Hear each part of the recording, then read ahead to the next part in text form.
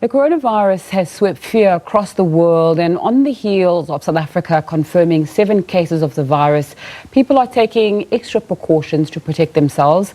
Some of the precautions that people have been taking include washing their hands for longer periods of time and wearing face masks.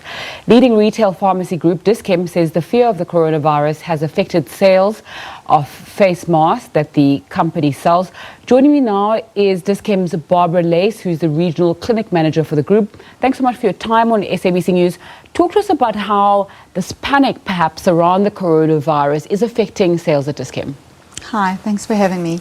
So yes, with the coronavirus, we have had an influx of clients, customers in the stores. Funny enough, the sales of masks started a month before the first person was diagnosed. So those were selling out quite quickly. And then with the announcement of the first diagnosed person in South Africa, we did have a lot of customers running, buying hand sanitizers, buying the liquid hand soaps, antiseptic soaps.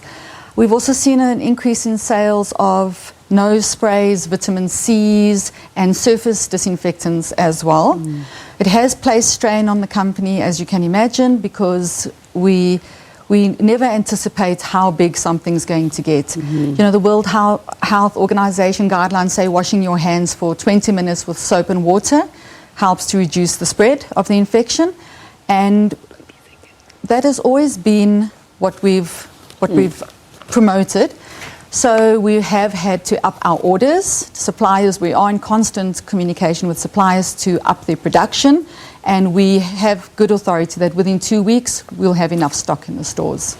Okay, so another big group, Clicks, has said that in the face of, these jitters around the coronavirus, they're not going to increase prices and be predatory around people's fears of coronavirus. Yeah. Are you going to do the same thing? Absolutely. We won't increase our prices. No, that would be heartless. Okay. So absolutely not. So what contingency measures do you have in place? Because now we know that only 7 confirmed cases of COVID-19 are in South Africa. Yes. The Ministry of Health has pleaded with citizens over and over again not to panic. They understand the situation. They're monitoring it. What happens if things get worse? All right, so with regards to the panic, when people are informed, they tend to calm down. So keeping people informed and advising the public to not listen to everything they hear, but to follow reliable sources. That's the first step. And educating them on measures they should be taking to look after themselves. So we are at 7, and it's 7 more than we wanted, but it's okay at the moment. If it should get out of hand, Dischem will have measures in place.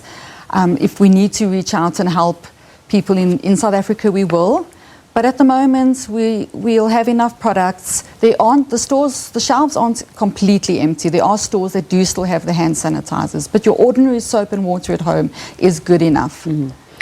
We've been seeing videos, particularly in Australia, of people literally getting into fights, pulling hair, and mass buying toilet paper.